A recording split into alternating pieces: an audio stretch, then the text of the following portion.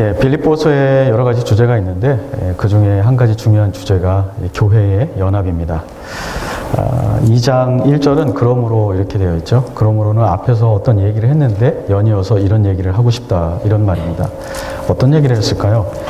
1장 27절에 보면 바울이 교회의 연합에 대해서 얘기합니다.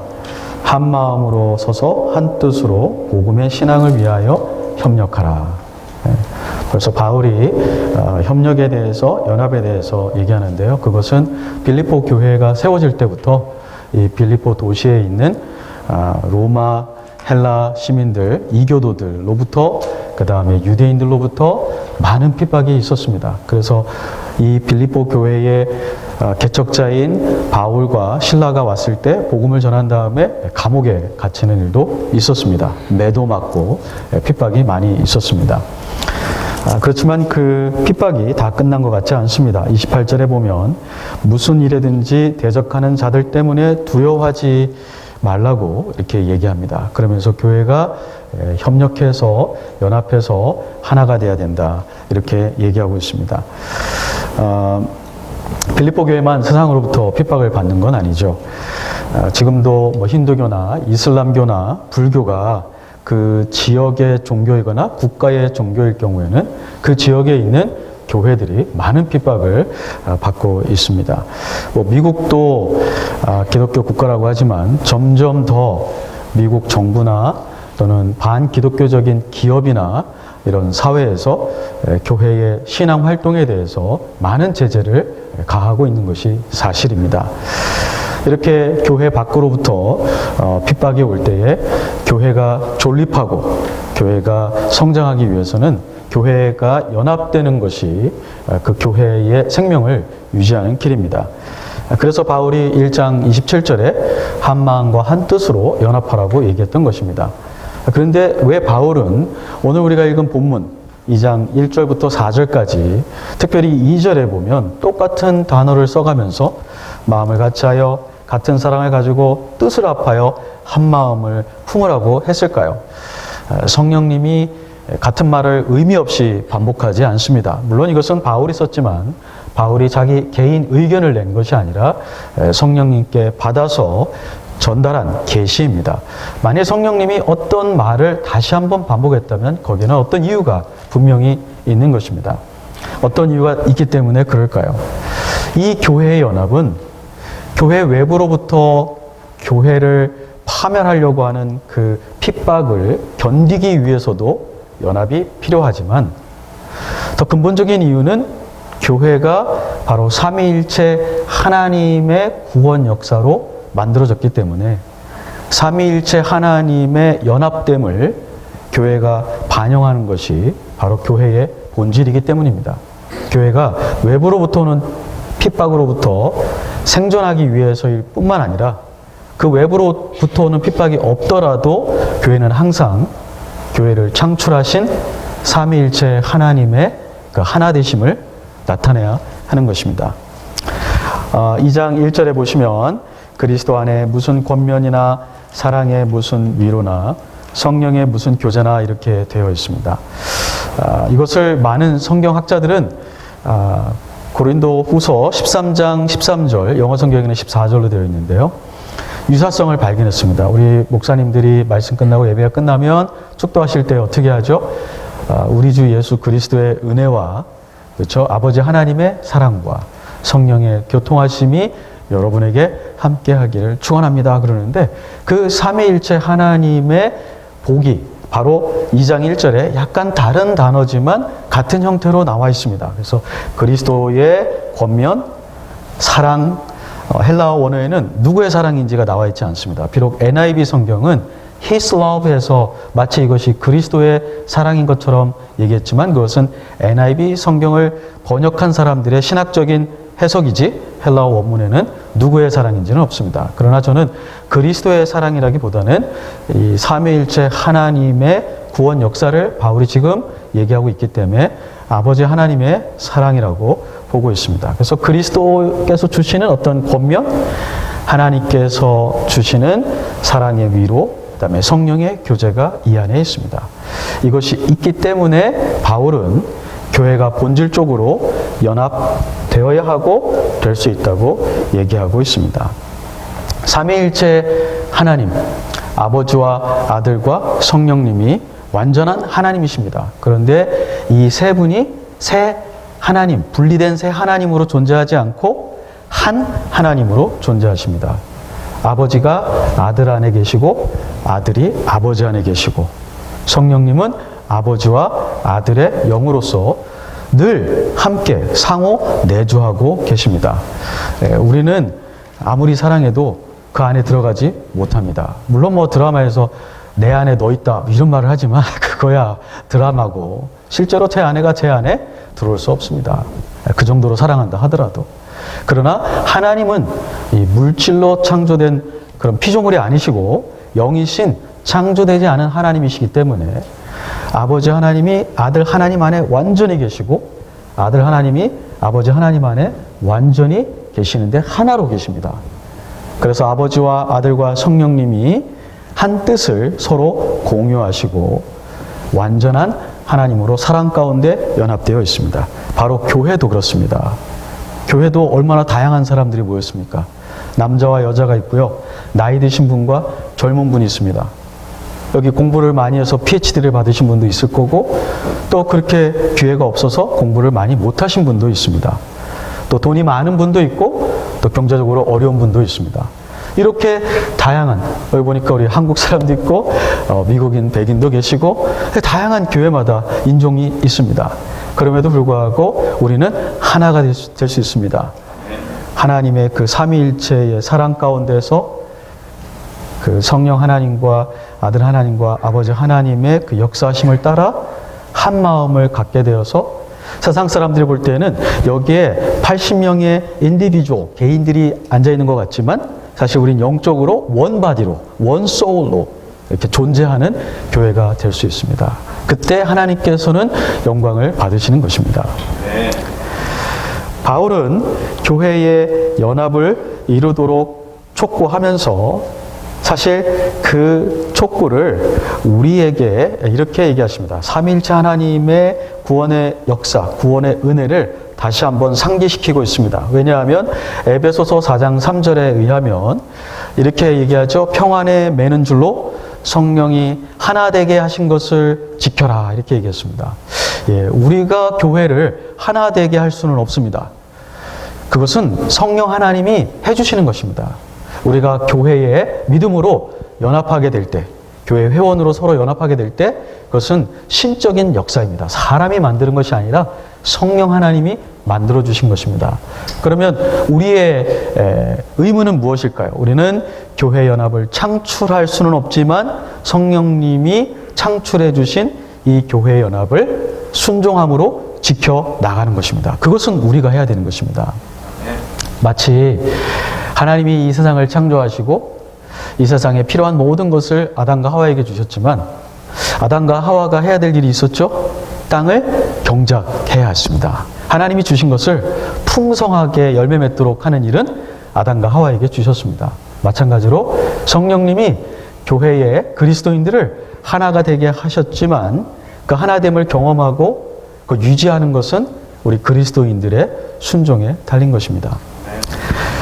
근데 바울이 2장 1절에서 그리스도 안에 무슨 권면이나 사랑의 무슨 위로나 성령의 무슨 교제나 국률에 나 자비가 있거든 만약에 있다면 이렇게 말하는 것 같죠? 실제로 영어 성경에 보면 if there is any encouragement 이렇게 되어 있습니다.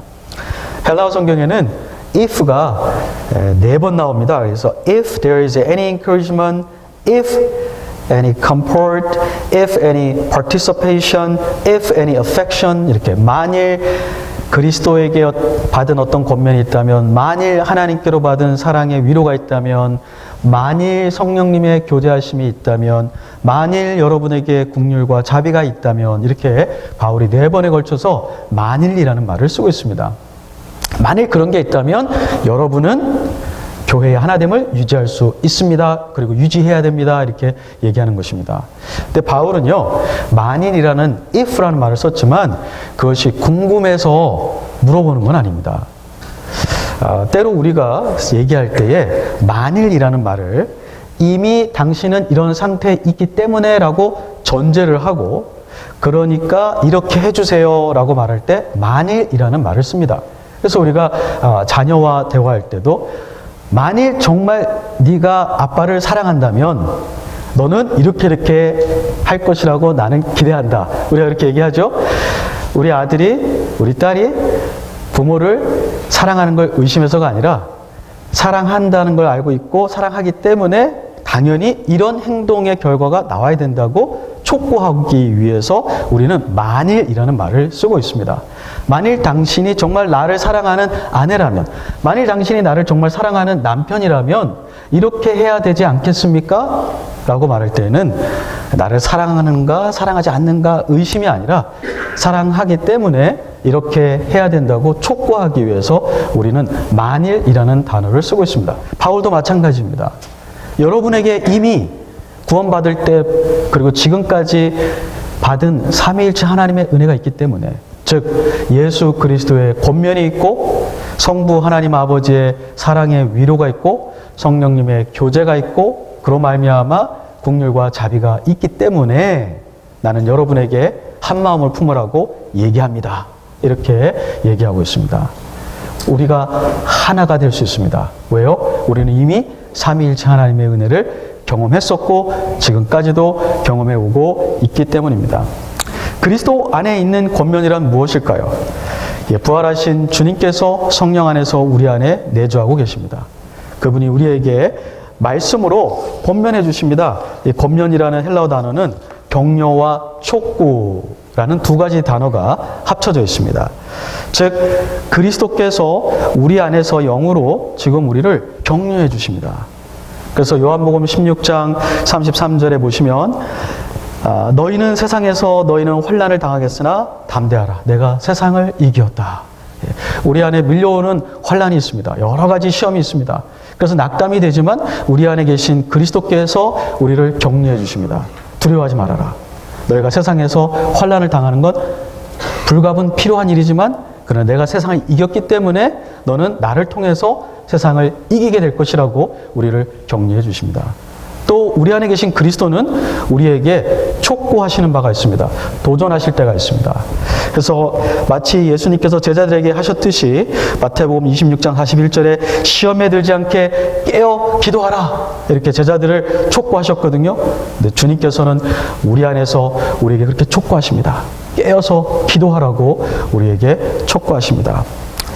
아버지 하나님의 사랑의 위로, 그것은 무엇일까요? 아버지 하나님의 사랑. 로마서 8장 32절에 보면 하나님이 우리를 얼마나 사랑하셨으면요, 자기에게 하나밖에 없는 독생자를 아끼지 아니하시고 우리에게 주셨다고 합니다. 그렇기 때문에 하나님은 하늘의 모든 좋은 신령한 은혜들을 우리에게 주실 것이라고 얘기하고 있습니다. 이미 하나님은 가장 소중한 걸 우리에게 주셨기 때문에 이제 우리에게 남겨둔 것이 없습니다. 아까워하시는 것이 없습니다. 아들까지 주신 분이 무엇을 우리에게 주시지 않겠냐고 바울이 얘기하고 있습니다. 정말 하나님이 나를 사랑하시는가? 하나님이 나를 인도하고 계시는가? 하나님이 나를 돌보시는가? 환경을 바라보면 의심이 들 때가 있습니다. 정말 그럴까? 그러나 아버지 하나님의 사랑을 보십시오. 예수님 안에 나타난 하나님의 사랑을 보십시오. 예수님은 자기 맏아들, 외아들도 아끼지 아니하고 주셨기 때문에 우리에게 모든 것을 주신다는 것입니다. 또 로마서 8장 38절, 39절에는 바울이 하나님의 사랑을 어떻게 설명하고 있죠? 사망이나 생명이나 천사들이나 권세자들이나 장래일이나 현재일이나 높음이나 깊음이나 이 세상 어떤 피조물도 우리 주 그리스도 예수 안에 있는 하나님의 사랑에서 끊을 수 없다. 어떤 어려움이 와도 우리를 절대로 그 어떤 피조물도 영적이든 육적이든 어떤 존재도 우리를 하나님의 사랑에서 끊을 수 없다고 얘기하고 있습니다. 우리 그리스도인들이 어떤 사람입니까?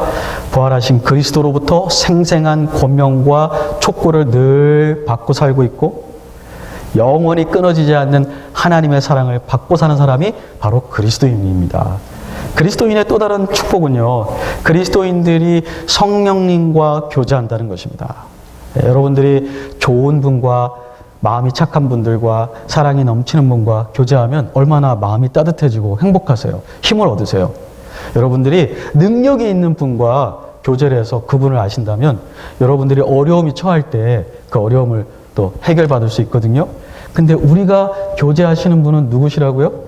성령님. 네. 성령님은 어떤 분이시냐면요.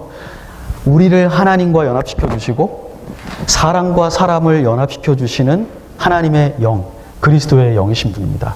그래서 성령님이 계신 곳마다 우리가 연합됩니다. 그렇게 연합하게 하시는 하나님이신 성령님과 교제를 하기 때문에 우리도 하나님과 연합하게 되고 또 나와 전혀 다른 배경과 나와 전혀 다른 개인적인 성향을 가지신 분과도 어떻게 하게 될까요? 연합하게 됩니다. 교제하게 됩니다. 이것이 바로 그리스도인입니다.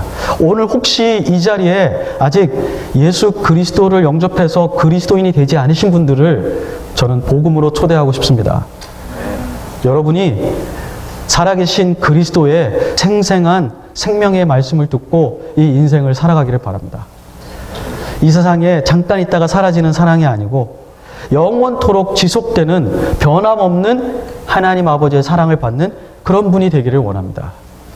여러분이 단순히 어떤 마음 좋은 사람과만 교제하는 것이 아니라 영원토록 하나님과 하나님의 백성들과 연합시켜 주시는 그 성령님과 교제할 수 있는 그런 사람이 되기를 바랍니다. 근데 그런 사람이 되기 위해서는 죄를 고백하고 예수 그리스도를 영접하여 하나님의 자녀가 되어야만 그러한 것을 경험할 수 있습니다.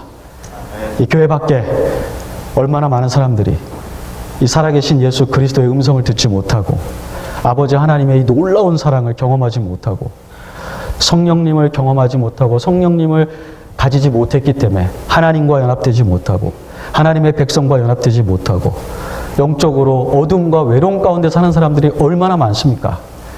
우리 클리블랜드 중앙침례교회 성도님들이 바로 복음을 전해야 되는 이유는 그 사람들이 삼위일체 하나님의 은혜를 경험해야만 되고 그것을 위해서 창조되었기 때문에 우리가 복음을 부득불 전하지 않을 수 없는 것입니다.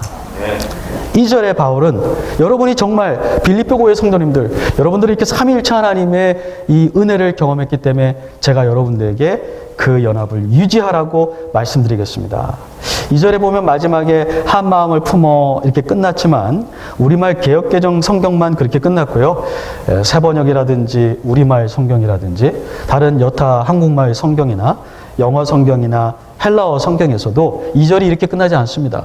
2절의 마지막에 끝나는 것은 우리가 읽은 개역 성경 4절 마지막에 있는 나의 기쁨을 충만하게 하라가 사실은 2절에 가야 됩니다. 그래서 2절은 이렇게 끝나야 됩니다. 마음을 같이하여 같은 사랑을 가지고 뜻을 합하며 마음을 품어 나의 기쁨을 충만하게 하라. 이것이 원래 헬라어 성경에 있는 2절입니다.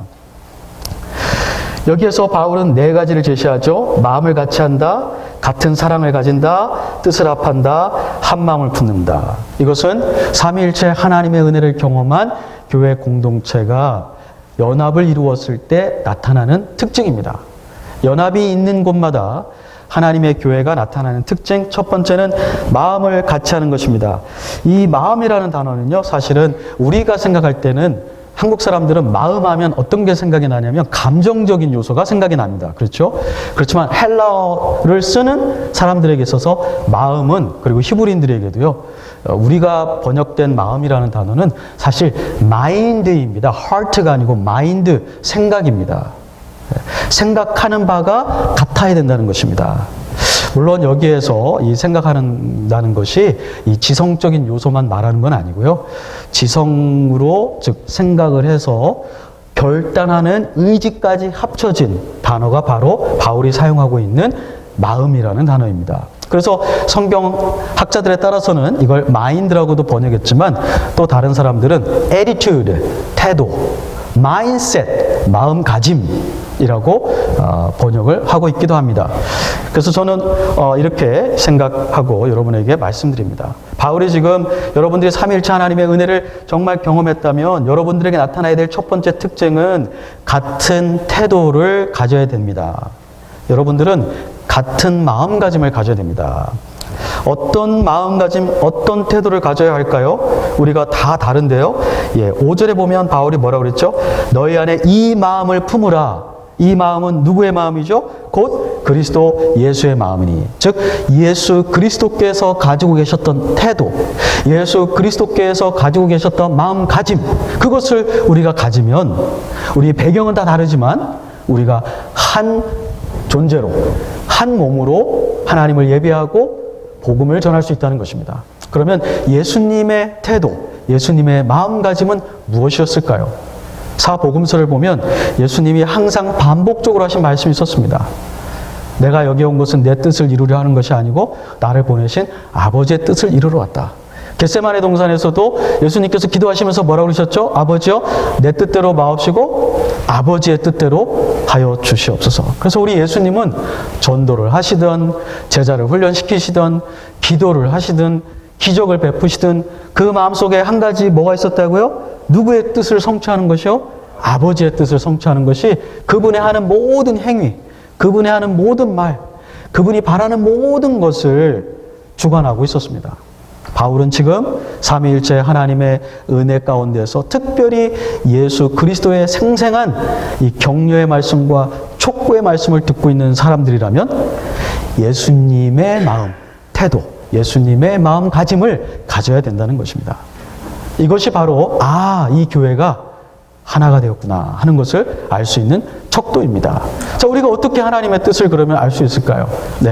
성경 말씀을 통해서 하나님의 뜻을 알 수 있습니다. 그래서 교회가 하는 성경 공부에 단체적으로 우리가 참여할 때 우리가 함께 한 몸으로 하나님의 뜻을 발견하게 되고 그 하나님의 뜻을 한 몸으로 실천할 수 있게 되는 것입니다. 여러분이 정말 이 교회 성도라면, 그리고 하나님의 뜻을 실천하고 싶다면 이 교회가 주관하는 성경 공부에 빠져도 될까요? 안 됩니다. 다 참석해야 하나님의 뜻을 같이 보고 그 하나님의 뜻을 같이 알아야 같은 마음으로, 같은 태도로, 같은 마음가짐으로 행동할 수 있는 겁니다. 근데 여기에 빠지게 되면 다른 얘기를 하게 되고 다른 마음가짐을 가지게 되고 다른 반응을 하게 됩니다. 그러면 교회가 연합을 이루기가 어려워집니다. 두 번째, 바울은 같은 사랑을 가지라 이렇게 얘기했습니다. 같은 사랑. 1절에 보면 성부 하나님 아버지의 사랑을 우리가 받고 있죠. 우리를 무조건적으로 사랑해 주시고 받을 가치가 없는 존재들인데 사랑을 주신 그 사랑을 우리가 받았습니다. 따라서 우리도 형제 자매님들에게, 우리 주변에 있는 좀 상대하기 어려운 분들, 좀 껄끄러운 분들, 나하고 평소에 의견이 잘 맞지 않고 이렇게 뭔가 포인트가 서로가 안 맞는 것 같은 그런 분들 사랑하기 정말 힘듭니다. 그런데 바울은 당신들이 성부 하나님 아버지의 그 값없는 사랑, 받을 가치가 없는 그 사랑을 거저 받았으니 여러분도 그와 같은 동일한 사랑으로 형제자매를 사랑하라고 얘기하고 있는 것입니다.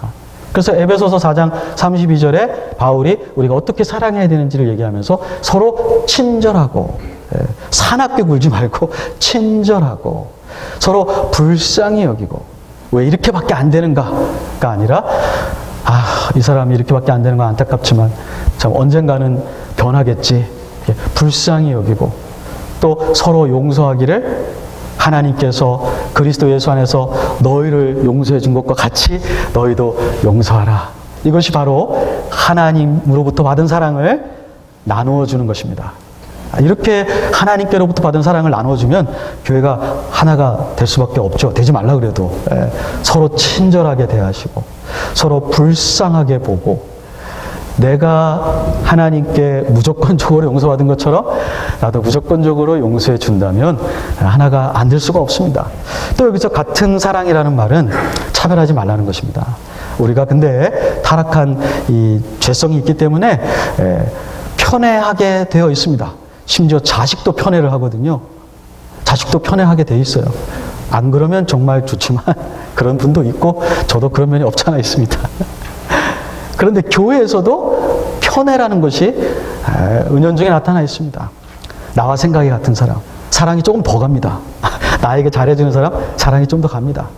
나와 함께 봉사에 애쓰는 사람, 사랑이 좀 더 갑니다. 그런데 나와 다른 말을 하고 나와 다른 곳에 있고 이러면 사랑이 충분하게 똑같이 가지 않습니다. 좀 덜 가기도 합니다. 근데 바울은 그거에 상관없이 모든 회중을 서로 사랑하라고 얘기하고 있습니다. 나와 의견이 같든 나와 의견이 같지 않든 우리가 할 수 없죠. 삼위일체 하나님의 은혜로 할 수 있습니다. 또 하나 뜻을 합하여 이랬습니다. 뜻을 합한다는 것은 문자적으로는 one soul, united in soul 이런 말입니다. 한 혼이 되라, 한 spirit이 되라 이런 말입니다. 근데 성경에 one soul이라는 말이 여기 말고 또 다른 곳에도 쓰였는데요. 사도행전 4장 32절에 보면 수천 명이나 되는 예루살렘 교회 성도들이 한 마음과 한 뜻이 되어 그랬습니다. 그때 한 마음이 one soul입니다. 어떻게 수천 명이나 되는 교인이 one soul이 되었다고 누가가 기록할 수 있을까요? 그 사도행전 4장의 그 상황은 이렇습니다. 수천 명이나 되는 교인들이 서로 자기의 물건을 자기 거라고 내 거야 이건 나만 써야 돼 이렇게 고집하지 않고 어려운 형제자매가 있을 때 나누어 주고 또 도와주고 그래서 부족한 부분들을 서로 채워줬는데 마치 제가 제 돈을 쓸 때 고민하지 않지 않습니까? 내 돈을 내가 쓰는 거니까 내가 원하는 대로 쓰거든요. 이렇게 하는 것처럼 수천 명이 다툼이 없이 마치 원소울, 한 혼이 된 것처럼 서로 나누었다. 이렇게 얘기하고 있습니다. 그런데 그 바로 앞절 4장 31절에는 온 성도들이 모여서 기도했더니 땅이 진동하고 저들이 성령으로 충만해지더라. 그러면서 42절에 모든 성도들이 한 마음과 한 뜻이 되었다. 이렇게 얘기하고 있습니다. 어떻게 그 수많은 사람들이 원소울이 될 수 있냐고요? 한 마음이 될 수 있냐고요? 성령으로 충만해지면 됩니다. 그래서 1절에 바울이 뭐라고 그랬습니까? 여러분은 이미 성령 하나님과 교제하고 있기 때문에 그 성령 하나님의 교제를 통해서 여러분과 다른 사람들과도 원소울이 될 수 있습니다. 이게 사람이 정말 소울이 하나가 되듯이 연합된다면 얼마나 사랑하길래 그렇게 하나가 될까요? 그렇죠? 근데 그것은 성령 하나님이 그렇게 해주신다는 것입니다. 한 마음을 품어 그랬습니다. 한 마음을 품는다는 것은 목적을 같이 한다 그런 뜻입니다. 우리가 목적이 같아야 됩니다. 이 교회에 모였을 때 목적이 달라서는 안 됩니다. 우리의 목적은 무엇일까요? 1장 27절에 바울이 얘기했지만 복음에 합당하게 사는 것입니다. 복음을 증거하고 그 증거한 복음에 맞게 생활해 가는 것입니다. 그 복음의 주님이신 주님의 주권에 절대 순종해서 사는 삶, 이것이 교회의 목적이고 여러분과 저의 목적이어야 됩니다. 우리가 직분은 다를 수 있고 교회 봉사하는 모양은 다를 수 있지만 그 모든 직분과 봉사의 궁극적인 목적은 뭐라고요? 복음에 합당하게 사는 것입니다. 복음을 증거하고 복음에 따라 살고 복음의 주인이신 그 예수 그리스도에게 순종하는 삶, 이것이 우리 교회가 회의할 때 궁극적인 목적이 되어야 되고요. 우리 교회가 무슨 프로그램을 짤 때 그 프로그램의 궁극적인 목적이 바로 복음에 합당하게 살기 위해서 해야 되는 것입니다. 그럴 때 하나님은 이 교회가 하나 되었다. 그럴 때 세상은 이 교회를 보고 원바디, 원소울이다. 마치 저들이 주장하는 자기들이 믿고 있다는 그 하나님처럼 하나가 되었다. 이렇게 얘기할 것입니다. 이렇게 한 마음가짐, 한 사랑, 같은 사랑, 편애가 없는 사랑, 또 한 영혼이 되고 한 목적을 가지기 위해서 두 가지 피해야 되는 것이 있고 세 가지 우리가 적극적으로 추구해야 되는 것이 있습니다. 3절과 4절은 그것에 대해서 얘기하고 있습니다. 3절에서는 우리가 피해야 될 두 가지를 얘기하고 있습니다. 다툼과 허영입니다. 어떤 일을 하든, 기도회를 하든, 전도팀에 나가서 전도를 하든, 부엌에서 봉사를 하든, 여기 찬양대에서, 찬양팀에서 특송으로 주님께 영광을 돌리든, 무슨 일을 하든, 뭘 하지 말라고요? 두 가지. 다툼과 허영을 하지 말아라. 다툼이라고 하니까 이제 싸움을 생각하시는데요. 이 헬라어에 그런 뜻이 없는 건 아니지만 원래 헬라어의 본 뜻은 ESV 영어 성경이 잘 번역했는데요. selfish ambition. 이기적인 야망. 근데 우리가 이기적인 야망을 가지면 그 이기적인 야망을 가진 사람 때문에 그 그룹에 반드시 조만간 뭐가 생길까요? 싸움이 생깁니다. 그래서 한국말 성경에 다툼이란 말로 번역을 했어요. 완전히 틀린 번역은 아닙니다. 그렇지만 원래도 본 의미는 이기적인 야망. 하나님을 영화롭게 하려는 그런 거룩한 열망이 아니고요. 자기 자신을 자랑하려는 이기적인 패션, 열망, 이런 이기적인 야망을 가진 사람들은요, 부지런합니다. 그리고 에너지가 넘칩니다. 부지런해요. 그렇지만 하나님을 영화롭게 하려고 하는 것이 아니라 자기 자신을 사람들에게 각인시키고 자기의 영향력을 증가시키려고 하는 사람들이 바로 이기적인 야망을 가지고 있는 사람입니다. 심지어 1장 17절에 보면 로마에서 복음을 전했던 설교자들 중에도, 그 거룩해야 될 설교자들 중에도 설교를 했던 궁극적인 원인이 하나님을 영화롭게 하고 복음을 드러내기 위한 것이 아니라 자기의 이름을 드높이기 위해서, 내가 바울보다 더 설교를 잘한다, 내가 바울보다 더 잘 설명한다, 이런 식으로 자기의 이름을 드러내려고 야망을 가진 사람들이 있었는데, 그 때문에 설교자들 가운데 다툼이 생겼다고 바울은 얘기하고 있습니다.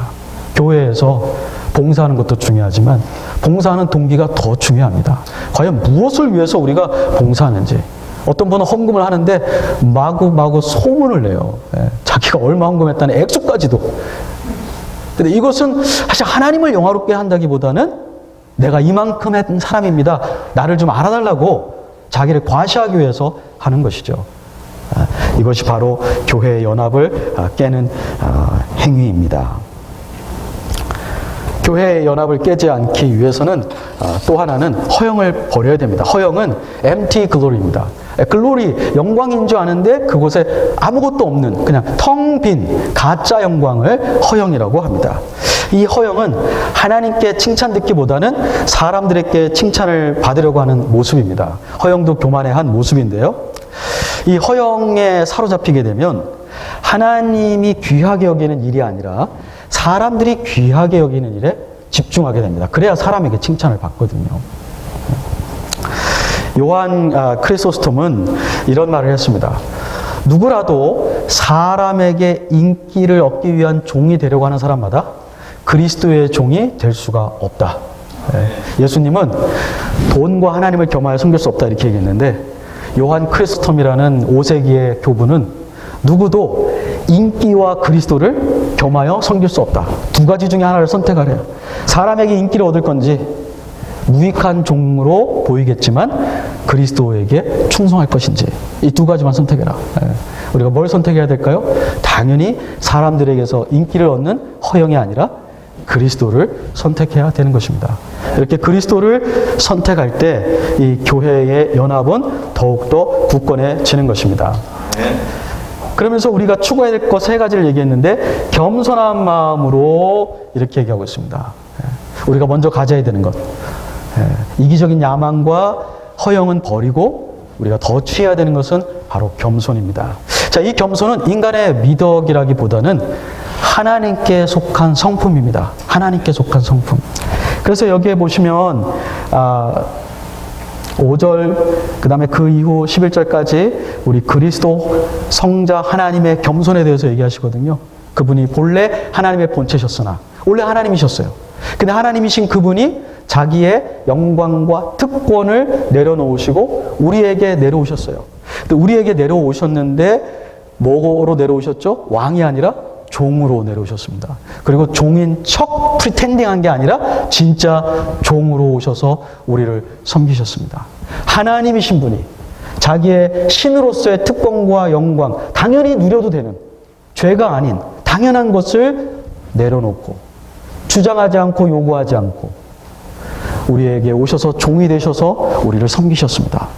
하나님의 본성은, 신성은 포기하지 않고, 그러나 자기의 특권과 자기의 주장과 권리는 내려놓으시고 우리를 섬기셨습니다. 이것이 바로 우리가 본받아야 되는 겸손입니다. 이 겸손이 1세기 헬라어 문헌에 많이 나타나지 않습니다. 왜 그럴까요? 1세기 문헌에 보면요, 이 겸손은 비굴함, 약함, 노예의 굴종, 그렇기 때문에 이 겸손이 우리가 추구해야 되는 인간의 미덕으로 제시되지 않았습니다.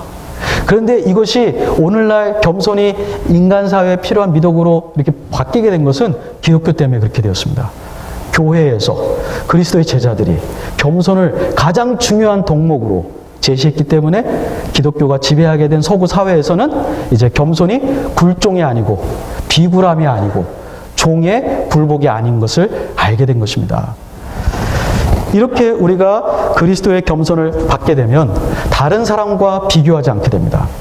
다른 사람과 비교하는 것이 아니라 하나님과 나 사이를 보게 됩니다.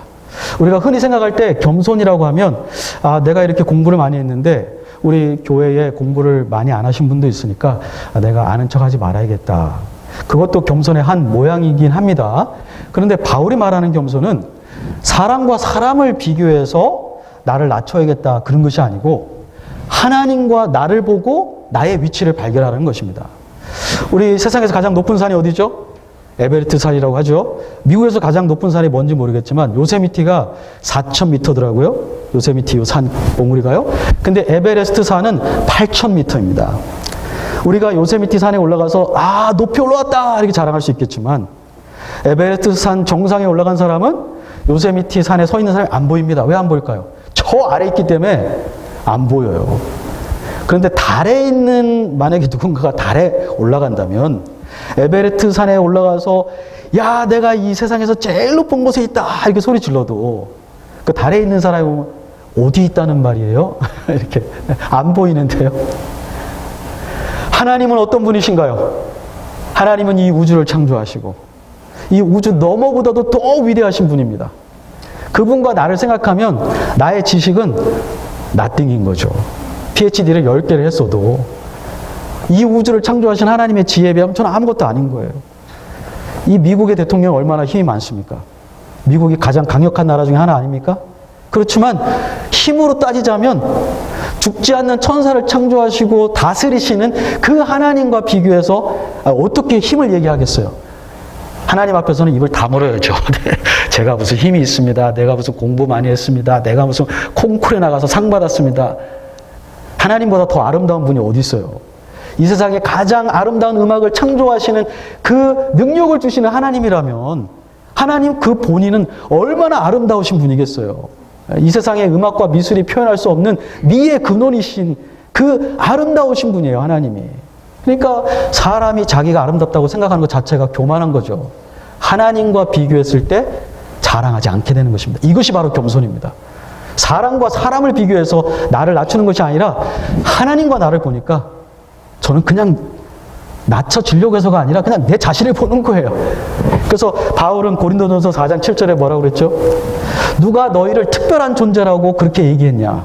고린도 교인들에게요. 자기들이 특별하다고 얘기하니까요. 너희들이 가지고 있는 것 중에 받지 않은 게 무엇이냐?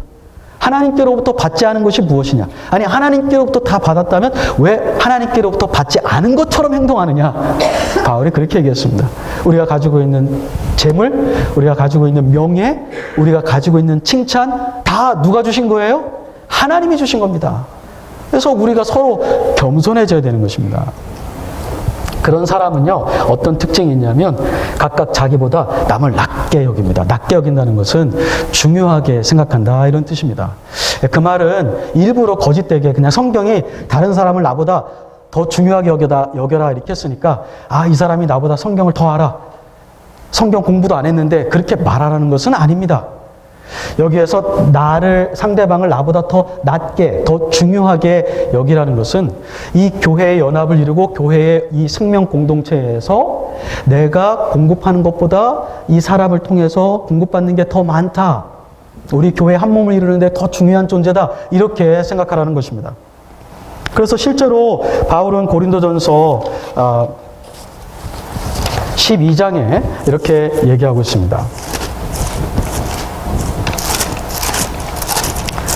고린도전서 12장 22절에 더 약하게 보이는 몸의 지체가 도리어 요긴하다는 것은 필수 불가결하다 이런 뜻입니다. 우리 눈에는 좀 기능도 잘 안 하는 것 같고 공헌도 잘 안 하는 것 같이 보이는 형제자매가 교회 안에 있을 수 있다는 것입니다.